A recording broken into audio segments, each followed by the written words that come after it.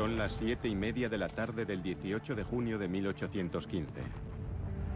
Los últimos instantes de la batalla de Waterloo, uno de los enfrentamientos militares más decisivos de la historia.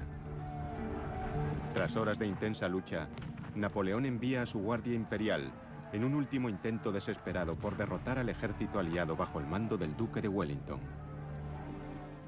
Napoleón no había sido derrotado realmente en una gran batalla. Se creía que en cierto modo había sido engañado, que de alguna manera seguía siendo el amo del campo de batalla.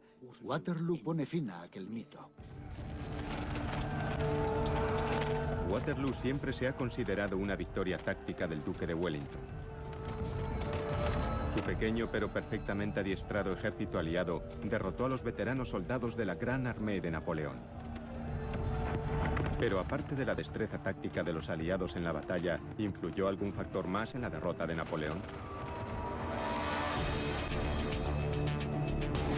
Ahora las técnicas científicas más avanzadas están aportando datos esclarecedores sobre la campaña de Napoleón, y un importante descubrimiento arqueológico está ayudando a contestar una cuestión clave.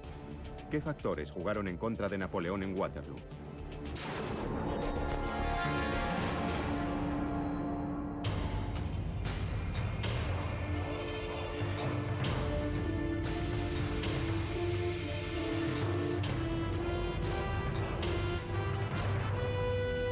Campo de batalla. Detectives en Waterloo. En 1815, Europa llevaba en guerra más de 20 años. Aprovechando el caos de la Revolución Francesa, Napoleón Bonaparte había forjado un imperio en los campos de batalla europeos. Había cosechado una victoria tras otra y parecía imparable. Pero en 1815, el desgaste y la guerra se habían cobrado sus víctimas y finalmente las grandes potencias europeas se habían unido para librarse de Napoleón para siempre. Cuando Napoleón vio que los nutridos ejércitos de Gran Bretaña, Rusia, Austria y Prusia se aproximaban, inició un desesperado ataque preventivo.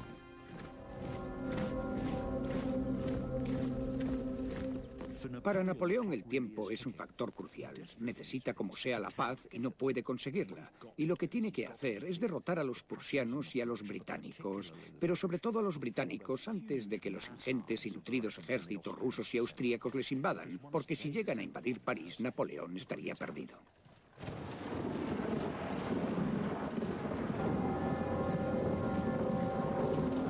La noche del 17 de junio de 1815, el duque de Wellington preparó sus tropas para enfrentarse a la Gran Armée, el gran ejército de Napoleón. Tras tomar posiciones en Waterloo, hacia el sur, a las afueras de Bruselas, los 90.000 soldados británicos y aliados esperaban el ataque de los 120.000 hombres del ejército francés. Superados en número, la única esperanza de los aliados era unirse al ejército prusiano de Blücher. El día 18, al amanecer, los prusianos todavía estaban a varias horas de Waterloo. Si Napoleón actuaba con rapidez, tendría muchas probabilidades de éxito.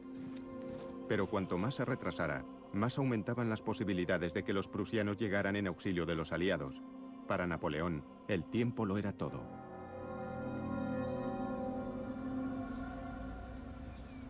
El campo de batalla hoy en día parece milagrosamente conservado en medio de la expansión urbanística de Bruselas.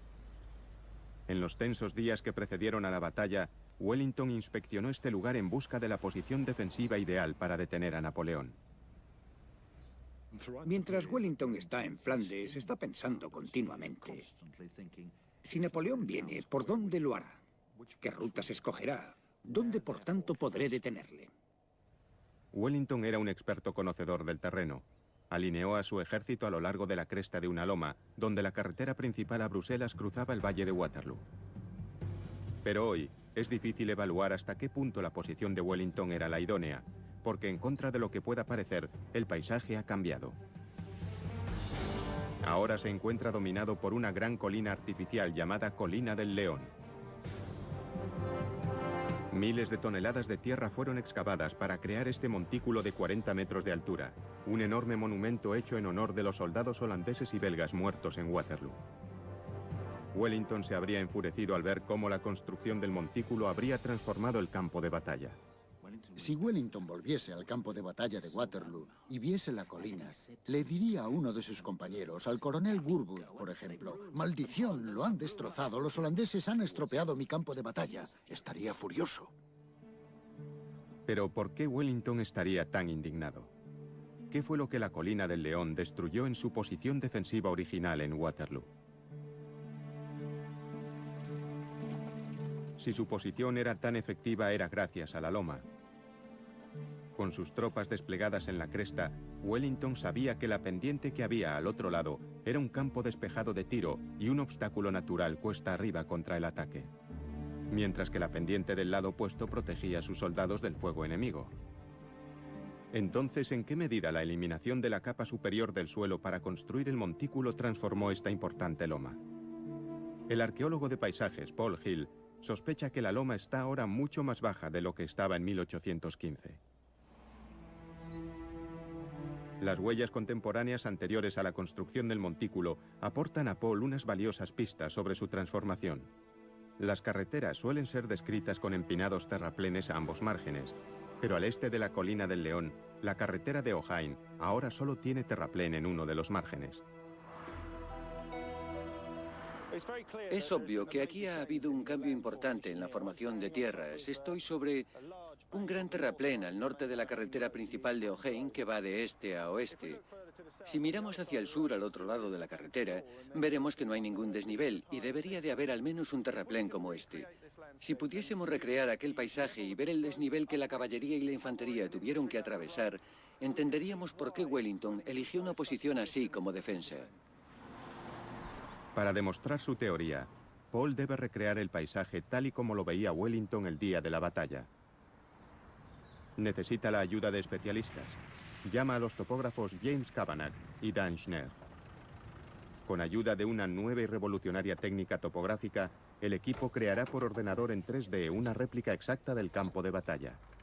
El resultado debería ser una imagen de cómo era el paisaje tal y como lo vio Wellington en 1815.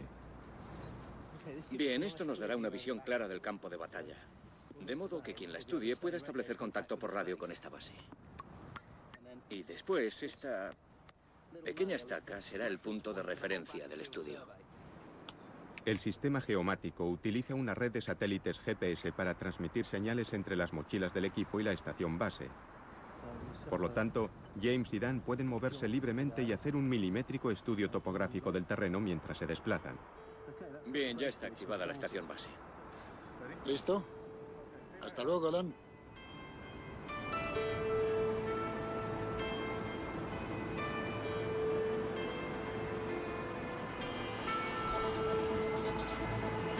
Desde el principio, es obvio que el terreno de Waterloo es engañoso. Esta es la parte más asombrosa del campo de batalla. Tiene todas estas zonas bajas, de modo que cuando subes por esta parte del campo, parece que, estés donde estés, siempre estarás en una ligera hondonada, por lo que te resultaría difícil subir hacia la cresta de la loma. Es un terreno muy complicado. Me hace plantearme si Wellington no sería topógrafo.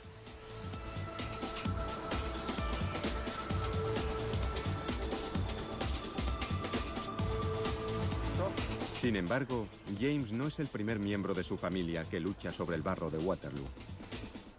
Sí, teníamos una espada en la familia de la época de Waterloo, con el nombre de un antepasado mío grabado. Probablemente era de mi tataratatarabuelo, que luchó en el bando francés. Así que debió de estar aquí aquel gran día, pero logró sobrevivir.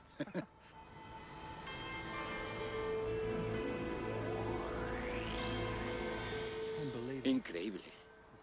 Es un terreno cenagoso y muy blando. Increíble. No sé cómo pudieron combatir aquí. Es complicado hasta hacer un mapa. Una vez finalizado el estudio topográfico, lo único que les queda es interpretar los datos y desvelar por primera vez el verdadero aspecto que tenía el campo de batalla de Waterloo en 1815. Hola, ¿qué tal?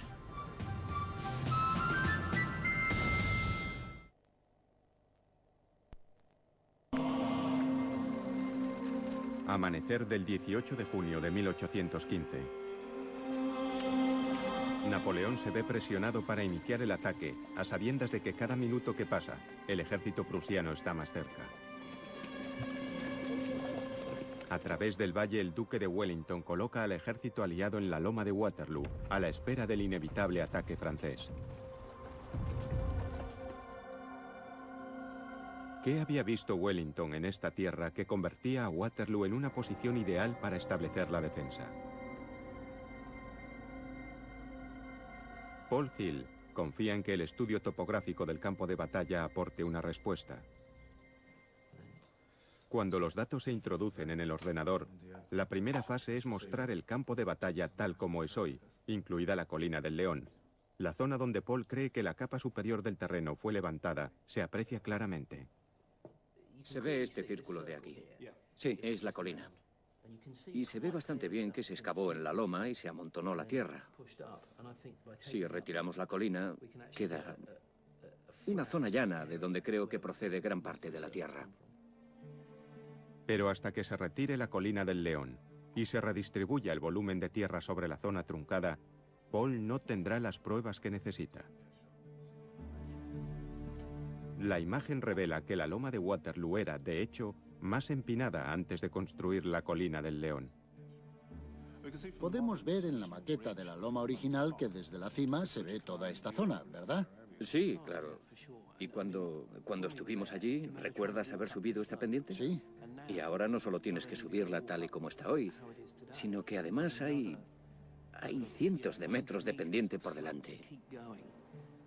Lo que tenemos es el campo de batalla tal y como era. La pendiente delantera, engañosamente empinada, habría sido un obstáculo más dificultoso en 1815, mientras que la pendiente contraria habría sido un escondite y un refugio ideal para las tropas aliadas apostadas tras la cresta.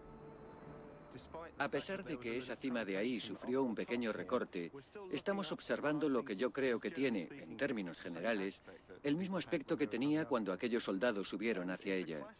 Es la clásica pendiente ascendente y descendente porque no puedes ver a nadie en aquella cima. De hecho, incluso ahora, tras el corte, podemos ver la cima de esos postes de telégrafo. Bueno, eso es lo que ellos debieron de ver. Sigue siendo una pendiente formidable y esperando al otro lado estaba la infantería británica. Es obvio que la posición de Wellington fue elegida por un experto para que los aliados sacaran partido al terreno. Pero Napoleón tenía más soldados y más potencia de fuego. Entonces, ¿por qué no atacó si el ejército prusiano estaba cada vez más cerca?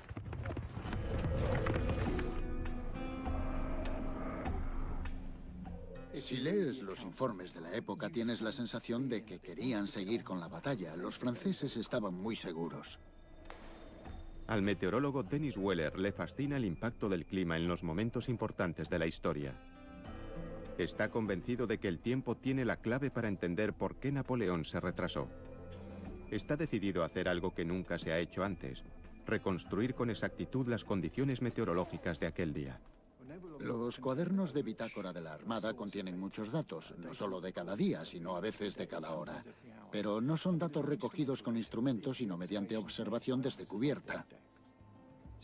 Esto nos ofrece una descripción detallada de cómo evolucionaba el tiempo, algo parecido a ver un parte meteorológico actual, pero escrito con terminología de los siglos XVIII y XIX.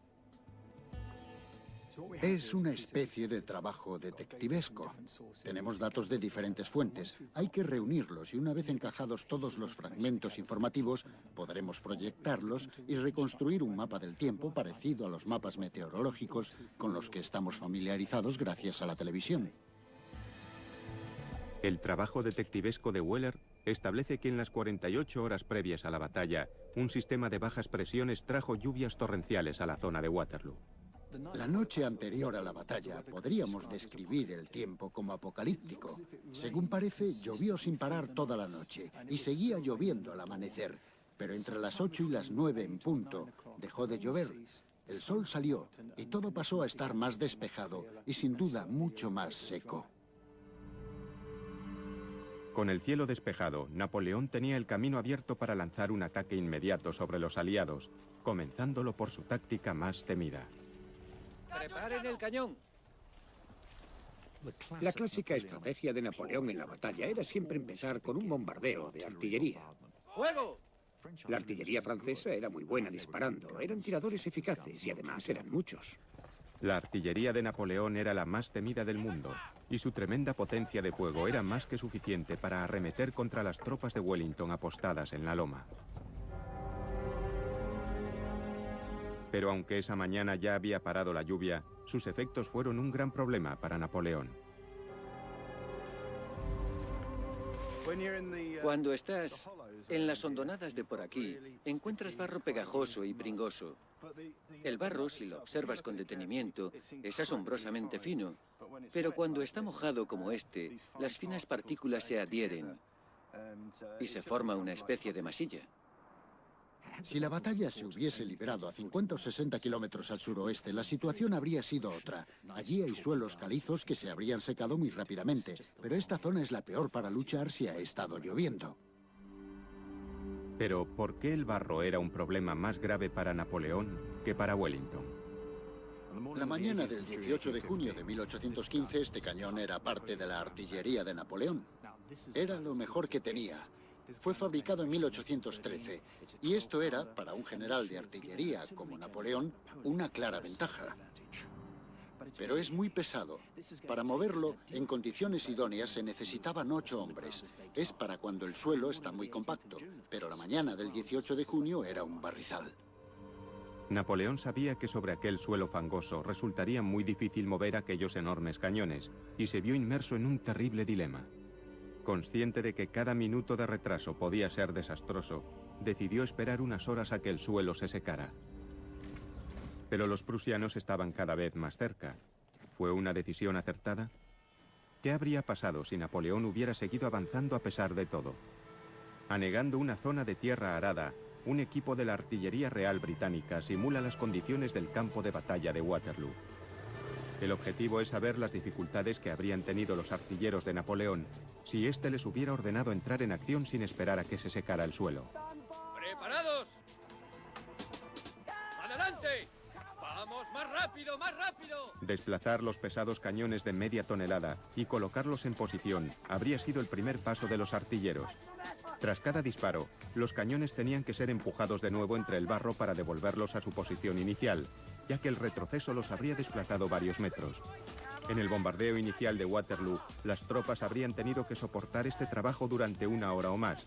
Cada cañón dispararía más de 100 proyectiles. El equipo de la artillería real empieza a sentir la fatiga provocada por el transporte del cañón a los 10 minutos de haber comenzado a moverlo. Solo una pequeña fracción del tiempo que las tropas francesas estuvieron en acción. ¡Alto!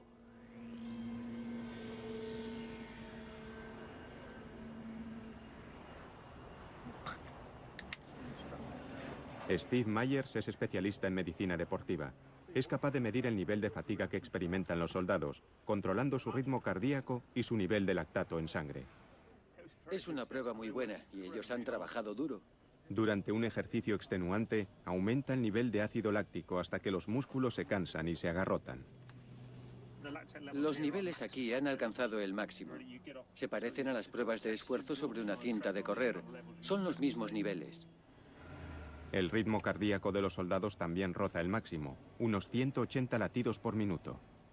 Los ritmos cardíacos que tenemos aquí lo que muestran es que todos están rozando los niveles máximos. Es un ejercicio aeróbico en el que se quema mucha grasa. Observé a los capacitados artilleros ingleses hacer esto y estaban muy cansados cuando acabaron. Pero si pensamos en los artilleros franceses disparando estos cañones, no existe la posibilidad de que no les hubiera afectado la fatiga. Habrían estado muy cansados y no habrían sido capaces de mantener el ritmo de disparos. Decenas de soldados exhaustos repetirían el proceso sobre el campo de batalla. Los disparos se irían espaciando cada vez más, mientras la propia línea de fuego se desorganizaba. Es obvio que Napoleón tomó la decisión correcta al retrasar el ataque. Si lo hubiera forzado, su valiosa artillería habría sido aniquilada. Sin duda tenía una gran confianza en la apabullante potencia de fuego de sus pesados cañones, concentrados en una gran batería, dispuesta a aplastar las líneas aliadas.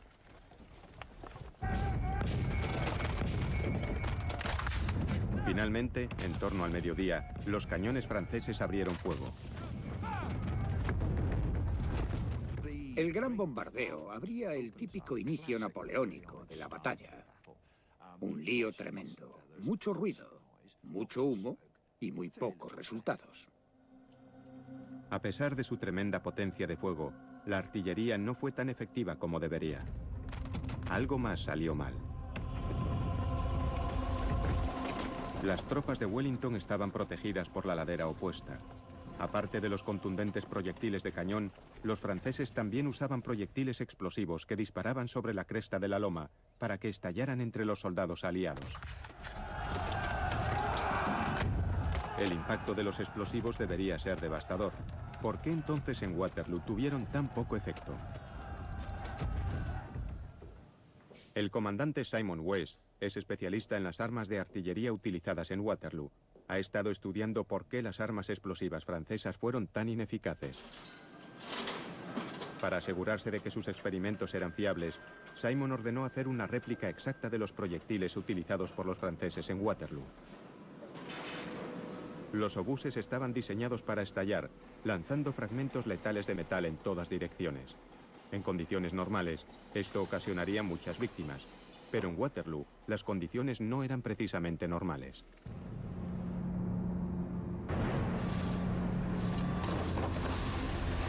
En la llanura de Salisbury, reproducen las condiciones del terreno de Waterloo.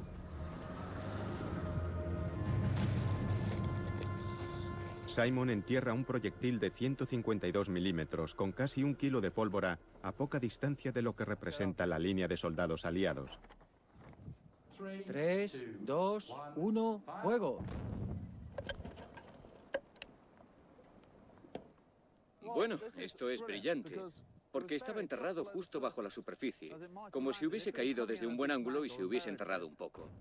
La energía de la explosión fue absorbida por el suelo y no tuvo ningún efecto sobre los soldados, situados a pocos metros de distancia. Sorprendentemente, el objetivo resultó prácticamente ileso. Aunque dispararon sus cañones, es obvio que el suelo húmedo redujo considerablemente la efectividad de la artillería napoleónica. Las tropas de Wellington solo tenían que aguantar los intensos bombardeos protegidos tras la loma. Sabían que era cuestión de tiempo que la infantería francesa cruzase el valle y subiese por la pendiente para atacar. Las nutridas columnas francesas eran los objetivos perfectos de las balas de cañón y de los obuses aliados.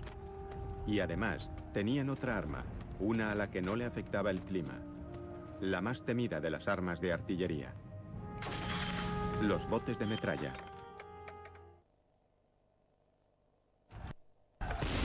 Es la 1 de la tarde. La artillería de Napoleón ha fracasado debido a las condiciones del terreno y a que Wellington ha sabido utilizar el lugar como protección. Los prusianos están cada vez más cerca y Napoleón no puede demorarse. Lanza su intenso ataque de artillería.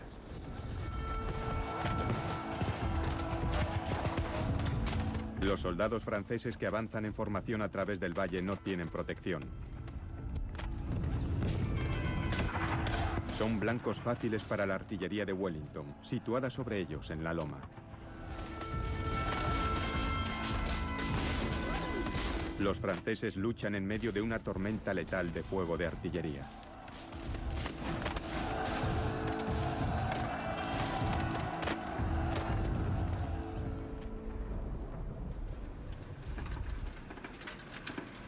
Usando un cañón británico original de Waterloo que no ha sido disparado desde hace más de un siglo, el mayor Simon West investiga lo efectivas que habrían sido las balas de cañón contra las nutridas tropas napoleónicas. Lo cargará con una bala de hierro macizo de 3 kilos, lo mismo que utilizaron los artilleros aliados contra las tropas francesas, representadas por el objetivo a 100 metros de distancia. De acuerdo. Primer disparo en 150 años. Preparados. 3, 2, 1, fuego. A unos 200 metros por segundo, el impacto de la bala resulta devastador. Las macizas balas de hierro se habrían abierto camino entre las compactas tropas francesas. Un solo disparo podría haber matado o herido a 10 o 15 hombres. Si observamos el disparo lanzado por el cañón, vemos que esa bala de 3 kilos, lanzada con tanta fuerza, es evidente que si alcanzaba filas de caballería o a columnas de infantería, habría provocado tremendos estragos. Pero por muy destructivos que pudieran ser los disparos, cuando los supervivientes de la infantería francesa estaban ya a una distancia corta de tiro, los artilleros aliados recurrieron al instrumento de artillería más temido de todos, el bote de metralla. Lo que voy a hacer es preparar la carga de un bote de metralla. El bote llevaba literalmente balas de mosquete dentro de un fino tubo de metal. Simon pretende averiguar por qué este artefacto antipersonal fue el arma más temida de las guerras napoleónicas. El tubo de metal estallaba cuando salía por la boca del cañón, con un efecto similar al de muchos disparos de escopeta. ¡Fuego!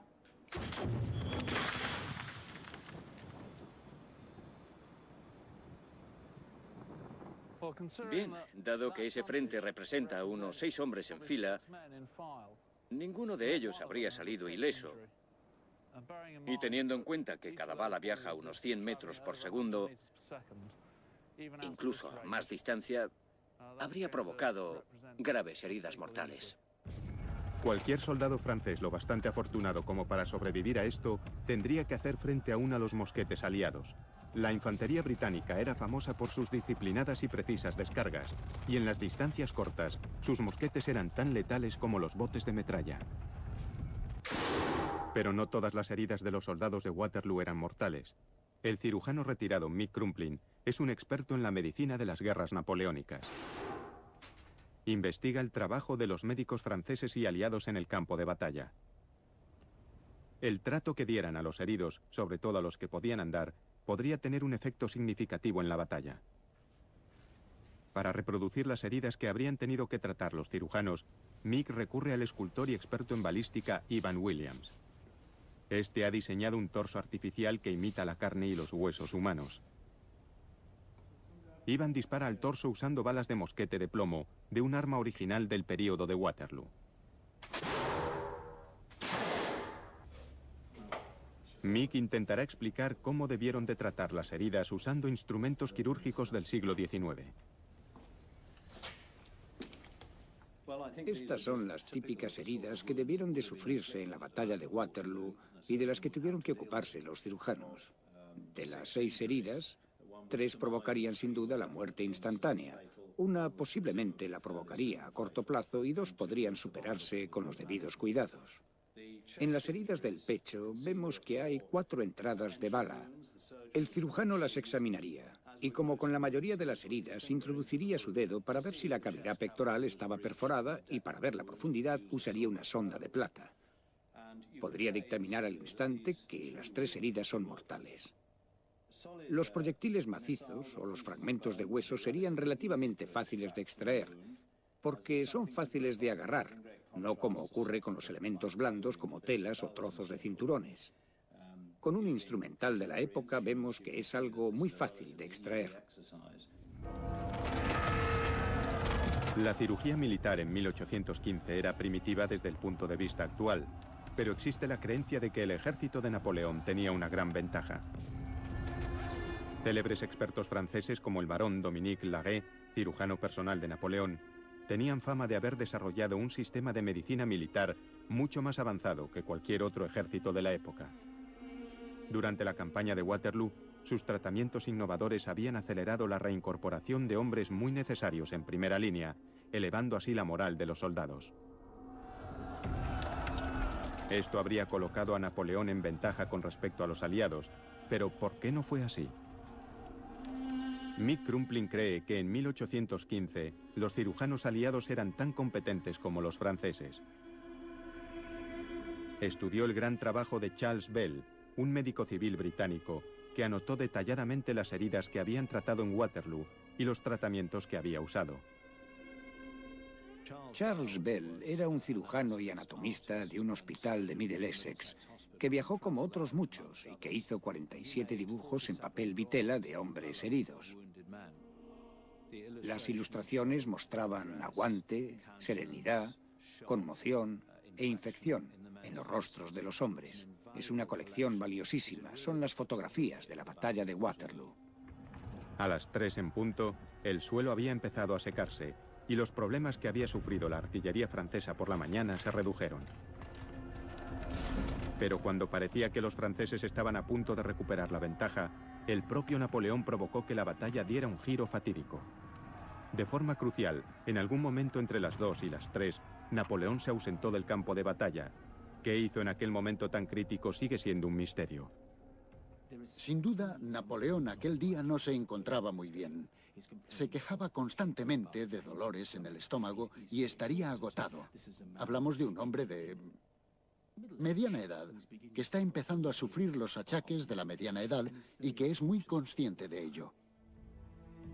Fuera cual fuera el estado de Napoleón, se ausentó del campo de batalla durante casi 2 horas y regresó a su cuartel general de Rason, a 3 kilómetros de distancia.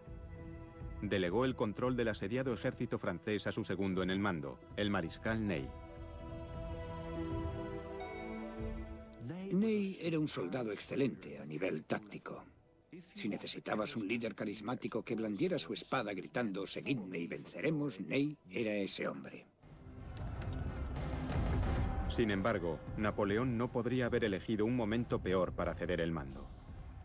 A las 3 en punto, Ney miró hacia la loma, hacia el flanco derecho de la posición anglo-holandesa, y pensó que los aliados estaban retrocediendo. Nadie está seguro de lo que sucedió, pero la teoría histórica más verosímil es que Wellington estaba reorganizando algunos batallones, como ya había hecho durante la batalla, retirando a algunos de la primera línea para reorganizarlos pendiente abajo. Parece estar claro que Ney vio este movimiento y pensó, bien, al fin están empezando a moverse como habíamos pensado que lo harían. Y entonces ordenó un ataque de caballería sin apoyo. ¡Preparados! Ney pensó que el momento crítico había llegado, que la artillería francesa por fin había roto la línea enemiga. Se desconoce si actuó cegado por el humo del campo de batalla o por su propia impetuosidad, pero Ney aprovechó la oportunidad y actuó. Se gira hacia el comandante de brigada de caballería más próximo y dice, coja su brigada y capture la meseta. Y el comandante de caballería dice, no se preocupe, Gop, o como se diga en francés. Ney pierde los nervios, muy típico de Ney. Agarra a Mijo, que es el comandante en jefe de la caballería, y dice, Mijo, coge a la caballería y captura la meseta. ¡Vamos ahora! Pero no solo mandó a aquella brigada, mandó a todo el grueso de la caballería, y durante los siguientes 30 o 40 minutos, miles de jinetes franceses se ven envueltos en la batalla en una zona donde apenas hay espacio suficiente para que ataquen 2 regimientos. Y de pronto tienes 8 regimientos, 12 regimientos, 16 regimientos. El mismísimo Ney, encendido, se coloca delante de ellos, blande su espada al aire y toda la caballería se desplaza colina abajo para subir después hacia la loma de Wellington. Fue un espectáculo asombroso, uno de los ataques de caballería más intensos de las guerras napoleónicas. 5.000 sables ascendiendo por la pendiente para hacer huir al enemigo. Sin embargo, los aliados no se dispersaron. Cuando las oleadas de la caballería francesa alcanzaron la cima de la loma, se encontraron a la impenetrable infantería de Wellington preparada en la ladera opuesta, formada en cuadro. La artillería aliada les estaba esperando. La caballería francesa atacó una y otra vez, pero le era imposible romper aquellas disciplinadas formaciones. Ney había cometido un terrible error.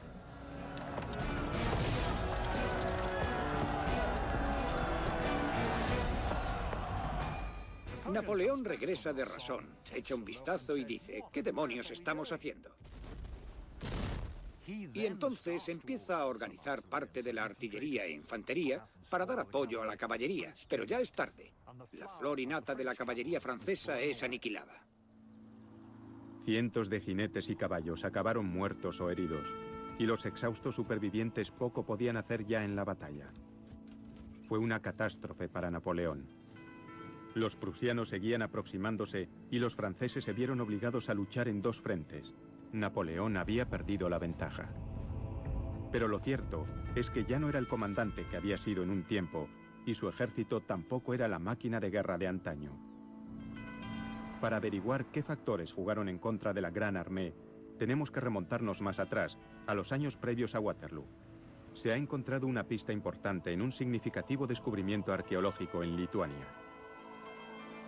Solo 3 años antes, en 1812, Napoleón se había embarcado en la desastrosa campaña rusa. Más de 500.000 de hombres, acompañados de su emperador, invadieron Rusia. Era un ejército de curtidos profesionales, los veteranos de las victorias más famosas de Napoleón. Pero solo regresó 1 de cada 10 soldados franceses que partieron. En la primavera de 2002, unos obreros de la capital de Lituania, Vilna, encontraron la última morada de algunos de ellos.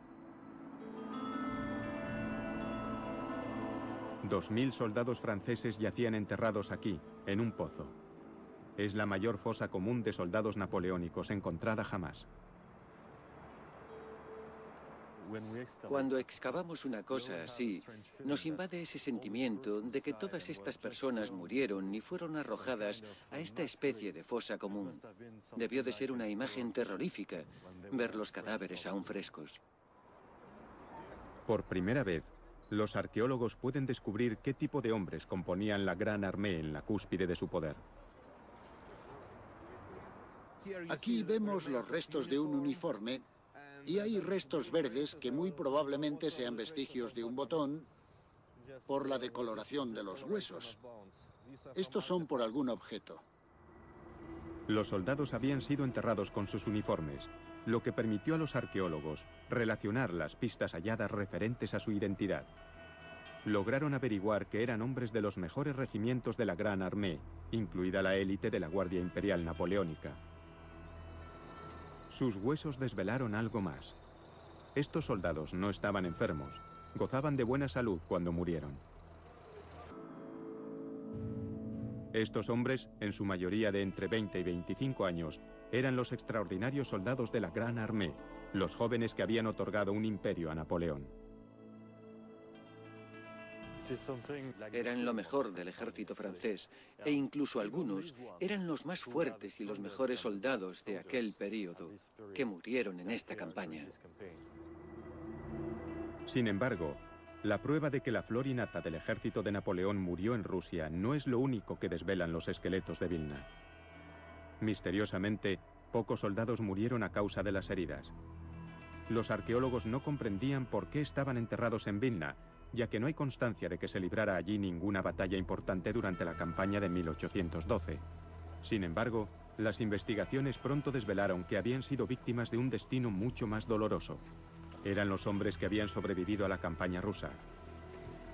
Habían escapado hacia lo que creyeron que sería un lugar seguro, y sin embargo, lo que les aguardaba en Vilna era una muerte terrible debido al hambre y a la hipotermia. Y el comandante, que tuvo que estar al lado de sus hombres y ver cómo morían, era el mariscal Ney. ¿Podrán las traumáticas experiencias que Ney sufrió en Vilna contener la clave de lo que provocó la derrota de Napoleón en Waterloo? A las 6:30 de la tarde, la batalla de Waterloo se acercaba a su sangriento y final punto álgido. Mientras las tropas prusianas se abren paso hacia los aliados, Napoleón depende cada vez más de su segundo en el mando, el mariscal Ney. Pero tras los desastrosos ataques de aquella tarde, Ney se va volviendo cada vez más temerario. A Mike Robinson le intriga el comportamiento errático de Ney en Waterloo. Sospecha que quizás el legendario mariscal, hombre valiente entre los valientes, desempeñase un papel crucial en la derrota sufrida por Napoleón. Ney siempre mandó desde el frente. Estaba donde estaba la acción, entre el humo, con los mosquetes. Era un hombre que estaba totalmente volcado en la batalla y que perdió la perspectiva de lo que sucedía. Y su pasión se encendió hasta tal punto que perdió el control de sí mismo. Cometió equivocaciones bastante graves de carácter táctico aquel día. Hombre curtido en más de 70 batallas, Ney siempre había sido uno de los comandantes más dignos de confianza de Napoleón. Habiendo entrado en el ejército como un modesto soldado de caballería, fue ascendido a general antes de los 30 años y nombrado mariscal de Francia por Napoleón cuando tenía 35. Pero tras los horrores de la campaña rusa de 1812, Ney empezó a actuar de forma más imprevisible. Es difícil determinar, tras este lapso de tiempo, cómo afectó aquello a sus actos posteriores. Sin duda tenía mayor tendencia a cometer errores, tanto tácticos como estratégicos. Era propenso a mayores estallidos de furia, pasión o cólera y le costaba calmarse. Y sin duda su actuación aquel día no fue la que esperarías del hombre que quiere llevar a su ejército a la victoria. ¿Puede la psicología moderna aclarar el comportamiento de Ney?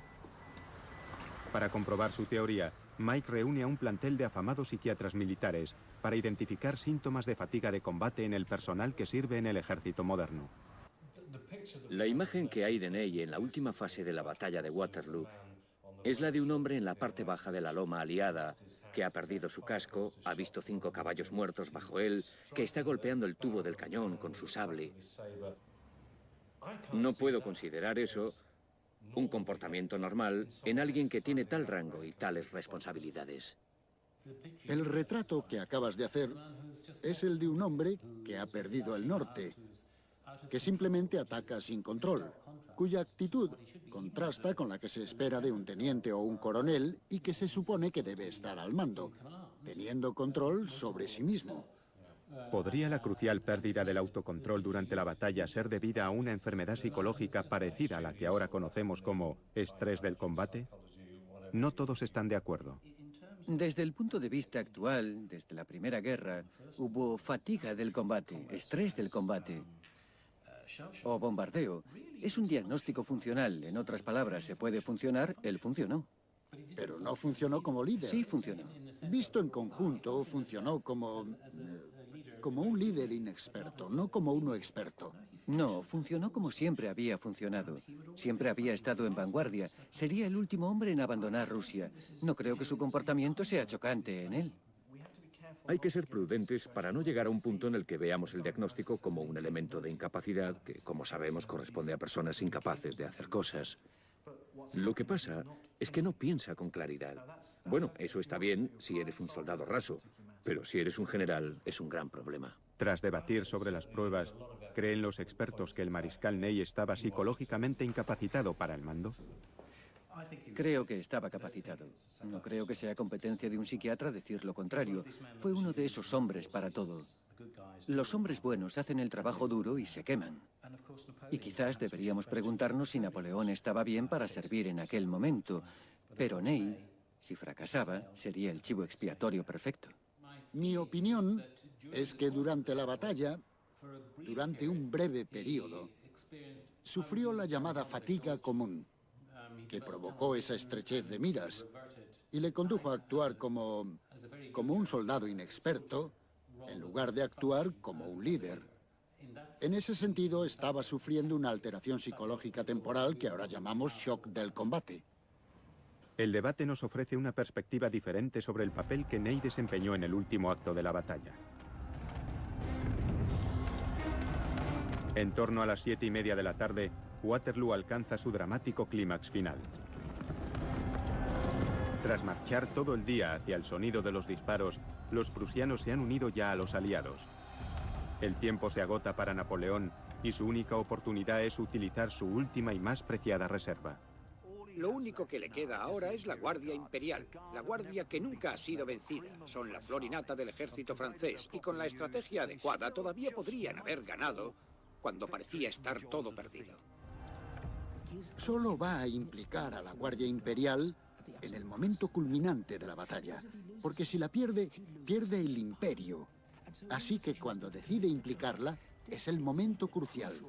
No hay vuelta atrás, tiene que ganar. Los momentos finales reflejarían los problemas que Napoleón tuvo que afrontar durante la batalla. Su artillería había fracasado contra las tropas aliadas, protegidas por la pendiente opuesta y el terreno inestable. Los soldados que habían sobrevivido a tantos combates habían sido desperdiciados en ataques repentinos y descoordinados. Ahora, la Guardia Imperial, su última reserva, tendría que atacar en un terreno complicado, seleccionado por un experto de la guerra defensiva. Tras subir con dificultad por la embarrada pendiente, tuvieron que hacer frente a disparos a quemarropa, proyectiles y botes de metralla.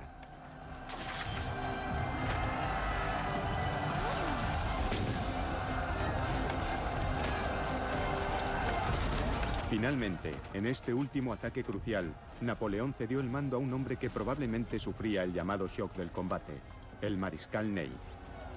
Napoleón solo podía observar con impotencia, mientras Ney, gritando y chillando, conducía a la columna hacia el denso humo que envolvía la loma aliada. Ruido, no se ve nada. Adivinas el camino entre los obstáculos, te esfuerzas por avanzar sobre el barro. Es un movimiento muy desagradable el que tienen que hacer, pero son la guardia. Y a pesar de la descarga de metralla, a pesar del caos y de las dificultades, siguen adelante. Cuando los exhaustos franceses alcanzan la cima de la loma aliada, por un instante tienen la sensación de haber roto las defensas enemigas. Pero de pronto, el muro rojo de la infantería de Wellington se alza ante ellos en la pendiente opuesta. A menos de 30 metros, los mosquetes aliados no podían fallar. Más de 500 hombres de la Guardia cayeron tras la primera descarga. Ni los soldados, ni la Guardia Imperial podían soportar tal potencia de fuego. Por primera y única vez en la historia, la Guardia Imperial napoleónica se desmoronó y huyó. Y cuando la guardia empieza a retroceder colina abajo, el ejército francés al completo se desmorona y empieza a retroceder. Y eso, de hecho, es el fin de la batalla de Waterloo. Con el fin de la Guardia Imperial, el imperio de Napoleón pasa a ser una leyenda y nace la Nueva Europa, pagada con la sangre de casi 50.000 soldados franceses, aliados y prusianos, sobre las inclinadas y embarradas laderas de la loma de Waterloo.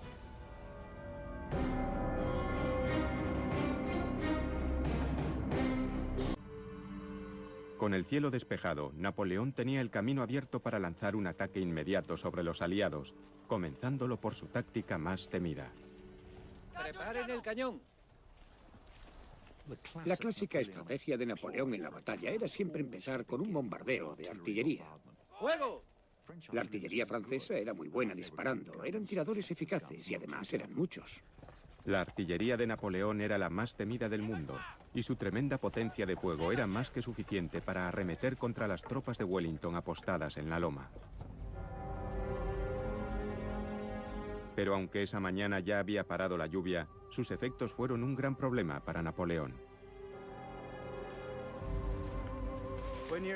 Cuando estás en las hondonadas de por aquí, encuentras barro pegajoso y pringoso.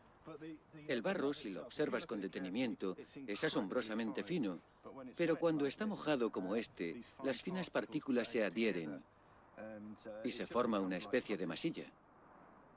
Si la batalla se hubiese librado a 50 o 60 kilómetros al suroeste, la situación habría sido otra. Allí hay suelos calizos que se habrían secado muy rápidamente, pero esta zona es la peor para luchar si ha estado lloviendo. Pero, ¿por qué el barro era un problema más grave para Napoleón que para Wellington? La mañana del 18 de junio de 1815, este cañón era parte de la artillería de Napoleón. Era lo mejor que tenía. Fue fabricado en 1813, y esto era, para un general de artillería como Napoleón, una clara ventaja.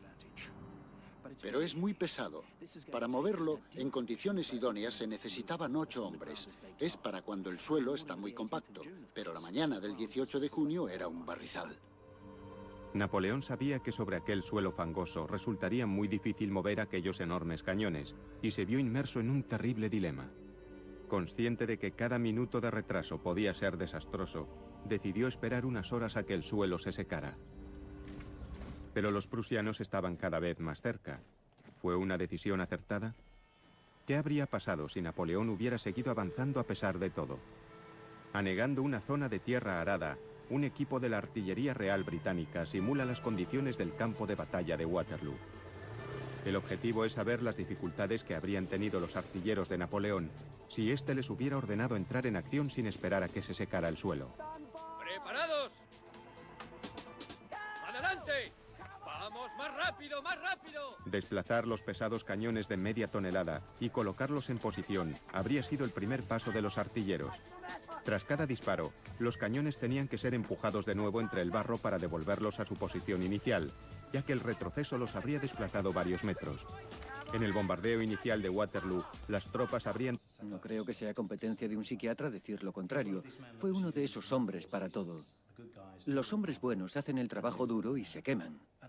Y quizás deberíamos preguntarnos si Napoleón estaba bien para servir en aquel momento.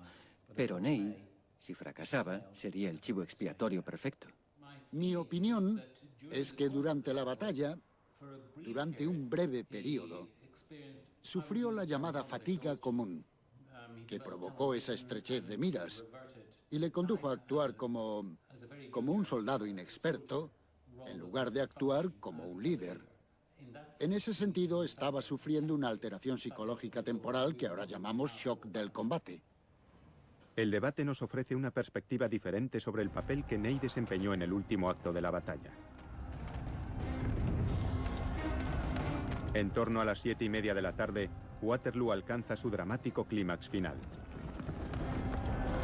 Tras marchar todo el día hacia el sonido de los disparos, los prusianos se han unido ya a los aliados. El tiempo se agota para Napoleón y su única oportunidad es utilizar su última y más preciada reserva.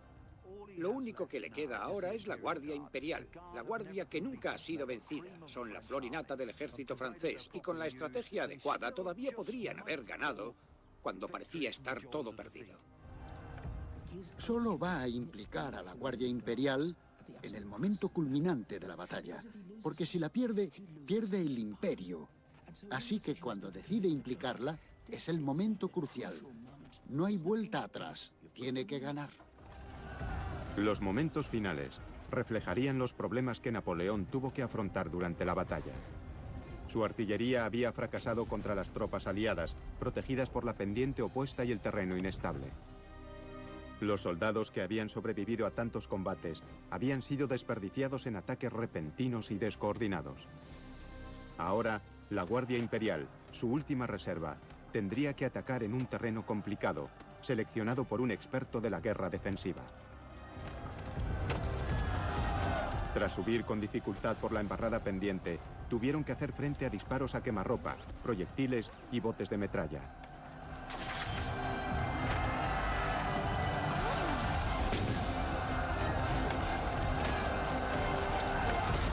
Finalmente, en este último ataque crucial, Napoleón cedió el mando a un hombre que probablemente sufría el llamado shock del combate, el mariscal Ney. Napoleón solo podía observar con impotencia, mientras Ney, gritando y chillando, conducía a la columna hacia el denso humo que envolvía la loma aliada. Ruido, no se ve nada. Adivinas el camino entre los obstáculos, te esfuerzas por avanzar sobre el barro. Es un movimiento... Batalla. El trato que dieran a los heridos, sobre todo a los que podían andar, podría tener un efecto significativo en la batalla. Para reproducir las heridas que habrían tenido que tratar los cirujanos, Meek recurre al escultor y experto en balística Ivan Williams. Este ha diseñado un torso artificial que imita la carne y los huesos humanos. Ivan dispara al torso usando balas de mosquete de plomo, de un arma original del período de Waterloo. Meek intentará explicar cómo debieron de tratar las heridas usando instrumentos quirúrgicos del siglo XIX. Estas son las típicas heridas que debieron de sufrirse en la batalla de Waterloo y de las que tuvieron que ocuparse los cirujanos. De las 6 heridas, 3 provocarían sin duda la muerte instantánea. Una posiblemente la provocaría a corto plazo y 2 podrían superarse con los debidos cuidados. En las heridas del pecho vemos que hay 4 entradas de bala. El cirujano las examinaría y, como con la mayoría de las heridas, introduciría su dedo para ver si la cavidad pectoral estaba perforada y, para ver la profundidad, usaría una sonda de plata. Podría dictaminar al instante que las 3 heridas son mortales. Los proyectiles macizos o los fragmentos de hueso serían relativamente fáciles de extraer, porque son fáciles de agarrar, no como ocurre con los elementos blandos como telas o trozos de cinturones. Con un instrumental de la época vemos que es algo muy fácil de extraer. La cirugía militar en 1815 era primitiva desde el punto de vista actual, pero existe la creencia de que el ejército de Napoleón tenía una gran ventaja. Célebres expertos franceses como el barón Dominique Laguet, cirujano personal de Napoleón, tenían fama de haber desarrollado un sistema de medicina militar mucho más avanzado que cualquier otro ejército de la época. Durante la campaña de Waterloo, Sus tratamientos innovadores habían acelerado la reincorporación de hombres muy necesarios en primera línea, elevando así la moral de los soldados. Esto habría colocado a Napoleón en ventaja con respecto a los aliados, pero ¿por qué no fue así? Mick Crumpling cree que en 1815 los cirujanos aliados eran tan competentes como los franceses. Estudió el gran trabajo de Charles Bell, un médico civil británico, que anotó detalladamente las heridas que habían tratado en Waterloo y los tratamientos que había usado.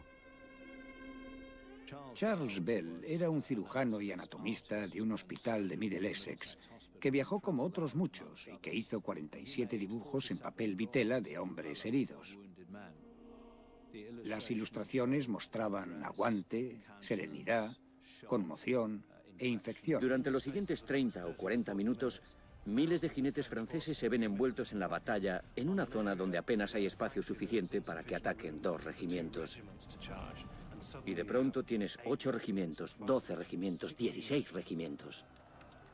El mismísimo Ney, encendido, se coloca delante de ellos, blande su espada al aire y toda la caballería se desplaza colina abajo para subir después hacia la loma de Wellington. Fue un espectáculo asombroso, uno de los ataques de caballería más intensos de las guerras napoleónicas. 5.000 sables ascendiendo por la pendiente para hacer huir al enemigo. Sin embargo, los aliados no se dispersaron. Cuando las oleadas de la caballería francesa alcanzaron la cima de la loma, se encontraron a la impenetrable infantería de Wellington preparada en la ladera opuesta, formada en cuadro. La artillería aliada les estaba esperando. La caballería francesa atacó una y otra vez, pero le era imposible romper aquellas disciplinadas formaciones. Ney había cometido un terrible error.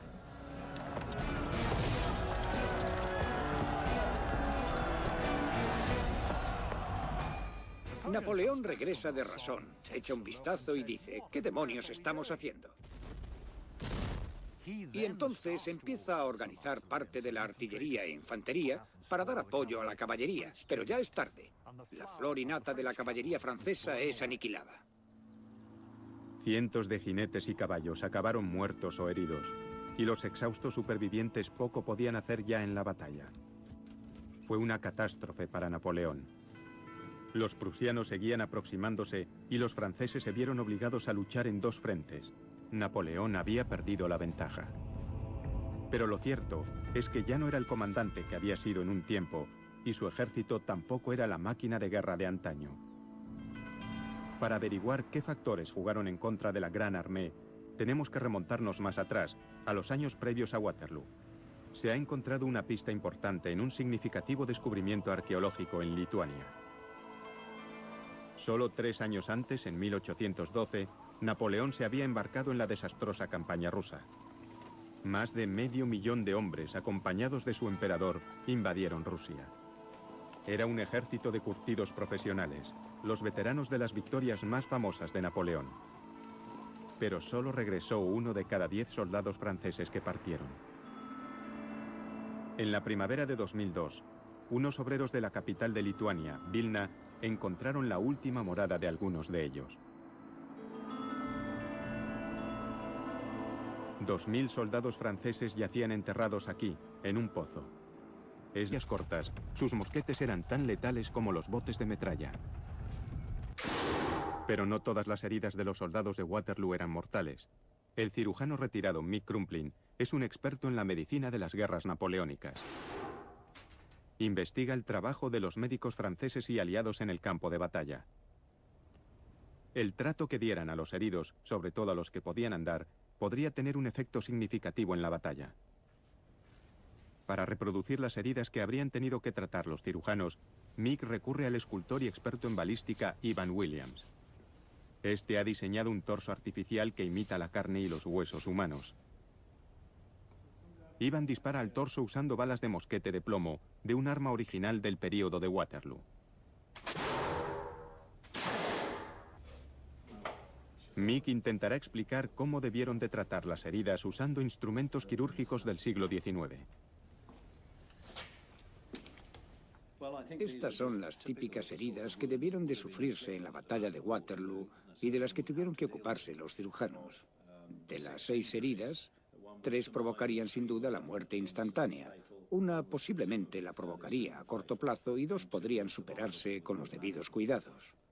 En las heridas del pecho vemos que hay 4 entradas de bala. El cirujano las examinaría y, como con la mayoría de las heridas, introduciría su dedo para ver si la cavidad pectoral estaba perforada y, para ver la profundidad, usaría una sonda de plata.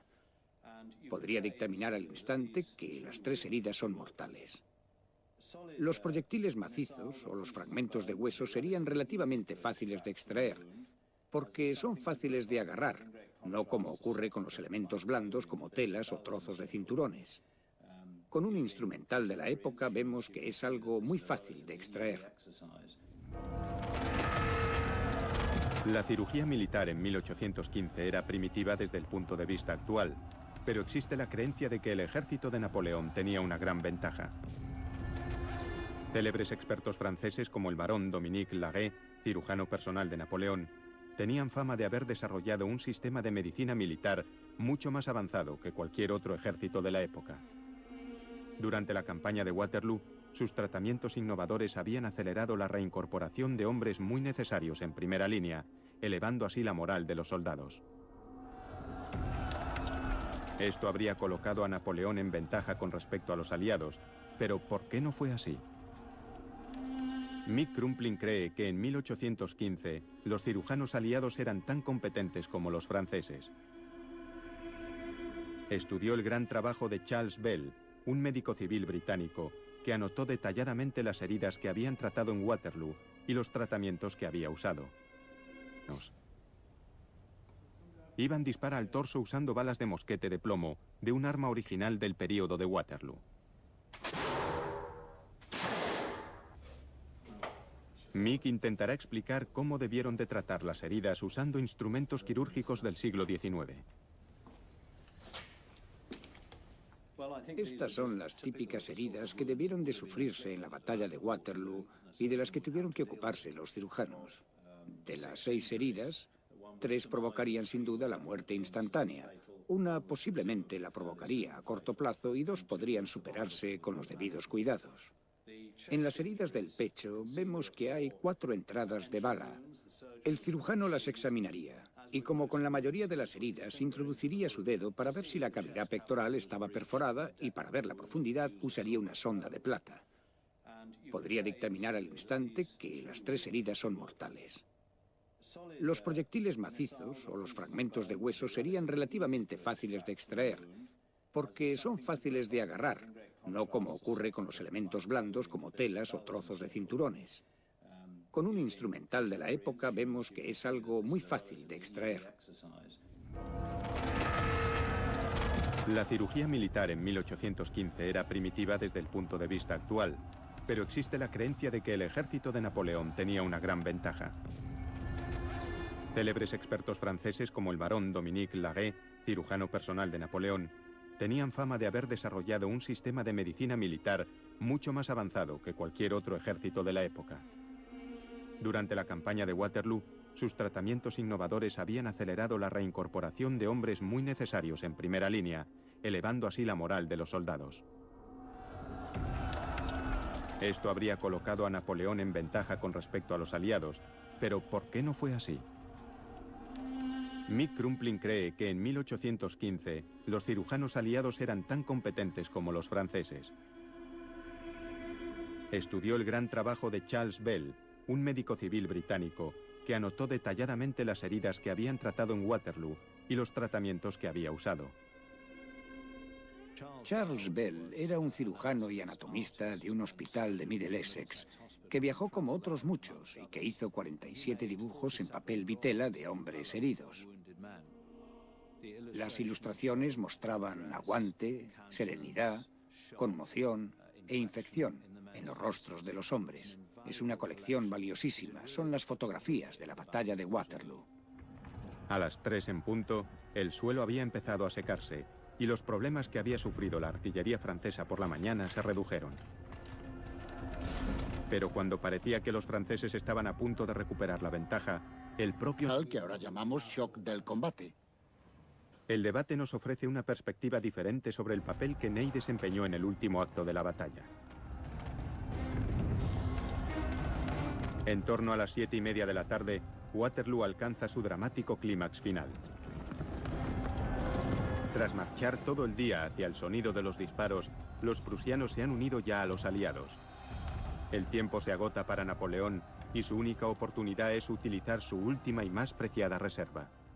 Lo único que le queda ahora es la Guardia Imperial, la guardia que nunca ha sido vencida. Son la flor y nata del ejército francés y con la estrategia adecuada todavía podrían haber ganado cuando parecía estar todo perdido. Solo va a implicar a la Guardia Imperial en el momento culminante de la batalla, porque si la pierde, pierde el imperio. Así que cuando decide implicarla, es el momento crucial. No hay vuelta atrás, tiene que ganar.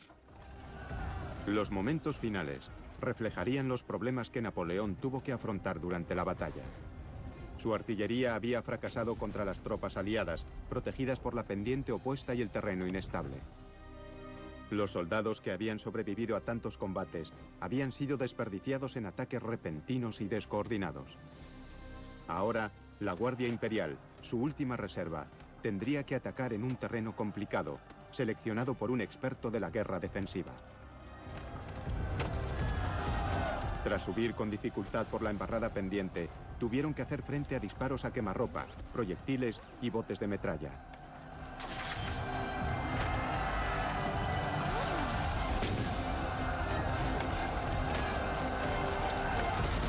Finalmente, en este último ataque crucial, Napoleón cedió el mando a un hombre que probablemente sufría el llamado shock del combate, el mariscal Ney. Napoleón solo podía observar con impotencia, mientras Ney, gritando y chillando, conducía a la columna hacia el denso humo que envolvía la loma aliada. Ruido, no se ve nada. Adivinas el camino entre los obstáculos, te esfuerzas por avanzar sobre el barro. Es un movimiento muy desagradable el que tienen que hacer, pero son la guardia. Y a pesar de la descarga de metralla, a pesar del caos y de las dificultades, siguen adelante. Cuando los exhaustos franceses alcanzan la cima de la loma aliada, por un instante tienen la sensación de haber roto las defensas enemigas. Pero de pronto, el muro rojo de la infantería de Wellington se alza ante ellos en la pendiente opuesta. A menos de 30 metros, los mosquetes aliados no podían fallar. Más de 500 hombres de la Guardia cayeron tras la primera descarga. Ni los soldados, ni la Guardia Imperial podían soportar tal potencia de fuego. Mick Crumpling cree que en 1815 los cirujanos aliados eran tan competentes como los franceses. Estudió el gran trabajo de Charles Bell, un médico civil británico, que anotó detalladamente las heridas que habían tratado en Waterloo y los tratamientos que había usado. Charles Bell era un cirujano y anatomista de un hospital de Middle Essex, que viajó como otros muchos y que hizo 47 dibujos en papel vitela de hombres heridos. Las ilustraciones mostraban aguante, serenidad, conmoción e infección en los rostros de los hombres. Es una colección valiosísima, son las fotografías de la batalla de Waterloo. A las 3 en punto, el suelo había empezado a secarse y los problemas que había sufrido la artillería francesa por la mañana se redujeron. Pero cuando parecía que los franceses estaban a punto de recuperar la ventaja, el propio Napoleón provocó que la batalla diera un giro fatídico. De forma crucial, en algún momento entre las 2 y las 3, Napoleón se ausentó del campo de batalla. ¿Qué hizo en aquel momento tan crítico sigue siendo un misterio? Sin duda, Napoleón aquel día no se encontraba muy bien. Se quejaba constantemente de dolores en el estómago y estaría agotado. Hablamos de un hombre de mediana edad, que está empezando a sufrir los achaques de la mediana edad y que es muy consciente de ello. Fuera cual fuera el estado de Napoleón, se ausentó del campo de batalla durante casi 2 horas y regresó a su cuartel general de Rason, a 3 kilómetros de distancia. Delegó el control del asediado ejército francés a su segundo en el mando, el mariscal Ney. Ney era un soldado excelente a nivel táctico. Si necesitabas un líder carismático que blandiera su espada gritando «Seguidme y venceremos», Ney era ese hombre. Sin embargo, Napoleón no podría haber elegido un momento peor para ceder el mando. A las 3 en punto, Ney miró hacia la loma, hacia el flanco derecho de la posición anglo-holandesa, y pensó que los aliados estaban retrocediendo. Nadie está seguro de lo que sucedió, pero la teoría histórica más verosímil es que Wellington estaba reorganizando algunos batallones, como ya había hecho durante la batalla, retirando a algunos de la primera línea para reorganizarlos pendiente abajo. Parece estar claro que Ney vio este movimiento y pensó, bien, al fin están empezando a moverse como habíamos pensado que lo harían. Y entonces ordenó un ataque de caballería sin apoyo. ¡Preparados! Ney pensó que el momento crítico había llegado, que la artillería francesa por fin había roto la línea enemiga. Se desconoce si actuó cegado por el humo del campo de batalla. De estos cañones, no existe la posibilidad de que no les hubiera afectado la fatiga. Habrían estado muy cansados y no habrían sido capaces de mantener el ritmo de disparos. Decenas de soldados exhaustos repetirían el proceso sobre el campo de batalla. Los disparos se irían espaciando cada vez más, mientras la propia línea de fuego se desorganizaba. Es obvio que Napoleón tomó la decisión correcta al retrasar el ataque. Si lo hubiera forzado, su valiosa artillería habría sido aniquilada.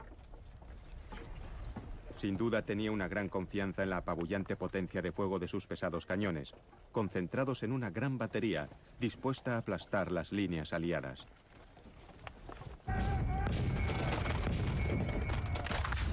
Finalmente, en torno al mediodía, los cañones franceses abrieron fuego.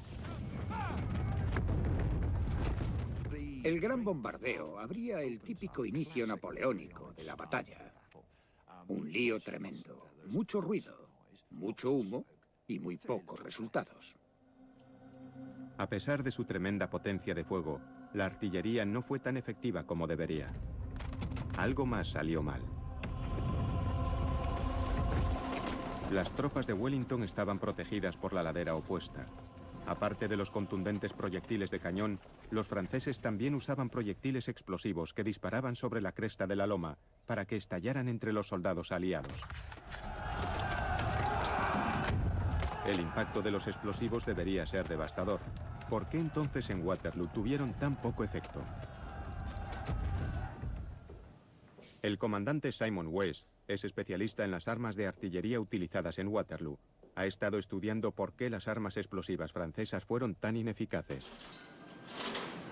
Para asegurarse de que sus experimentos eran fiables, Simon ordenó hacer una réplica exacta de los proyectiles utilizados por los franceses en Waterloo. Los obuses estaban diseñados para estallar, lanzando fragmentos letales de metal en todas direcciones. En condiciones normales, esto ocasionaría muchas víctimas, pero en Waterloo, las condiciones no eran precisamente normales.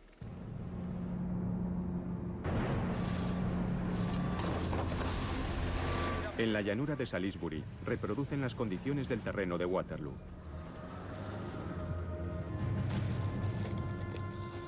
Simon entierra un proyectil de 152 milímetros con casi 1 kilo de pólvora a poca distancia de lo que representa la línea de soldados aliados. 3, 2, 1, ¡fuego! Bueno, esto es brillante, porque estaba enterrado justo bajo la superficie, como si hubiese caído desde un buen ángulo y se hubiese enterrado un poco. La energía de la explosión fue absorbida. Ney empezó a actuar de forma más imprevisible. Es difícil determinar, tras este lapso de tiempo, cómo afectó aquello a sus actos posteriores. Sin duda tenía mayor tendencia a cometer errores, tanto tácticos como estratégicos. Era propenso a mayores estallidos de furia, pasión o cólera, y le costaba calmarse. Y sin duda su actuación aquel día no fue la que esperarías del hombre que quiere llevar a su ejército a la victoria. ¿Puede la psicología moderna aclarar el comportamiento de Ney? Para comprobar su teoría, Mike reúne a un plantel de afamados psiquiatras militares para identificar síntomas de fatiga de combate en el personal que sirve en el ejército moderno. La imagen que hay de Ney en la última fase de la batalla de Waterloo Es la de un hombre en la parte baja de la loma aliada, que ha perdido su casco, ha visto 5 caballos muertos bajo él, que está golpeando el tubo del cañón con su sable. No puedo considerar eso un comportamiento normal en alguien que tiene tal rango y tales responsabilidades.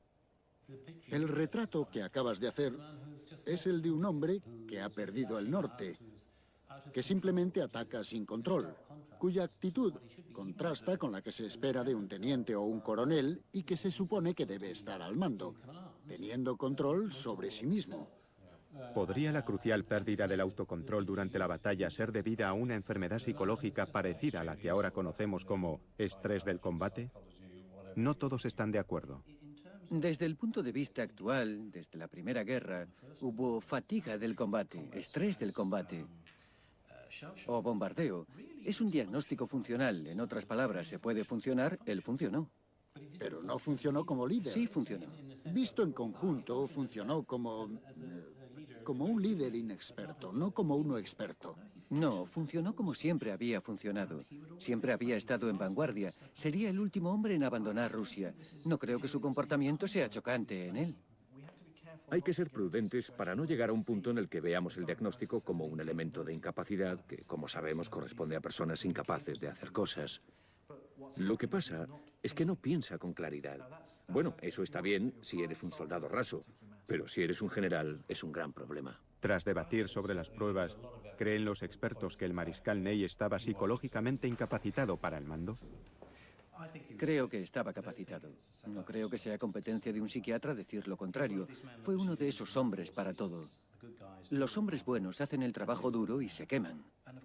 Y quizás deberíamos preguntarnos si Napoleón estaba bien para servir en aquel momento.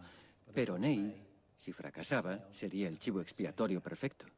Mi opinión es que durante la batalla, durante un breve periodo, sufrió la llamada fatiga. A Mike Robinson le intriga el comportamiento errático de Ney en Waterloo. Sospecha que quizás el legendario mariscal, hombre valiente entre los valientes, desempeñase un papel crucial en la derrota sufrida por Napoleón. Ney siempre mandó desde el frente. Estaba donde estaba la acción, entre el humo, con los mosquetes. Era un hombre que estaba totalmente volcado en la batalla y que perdió la perspectiva de lo que sucedía.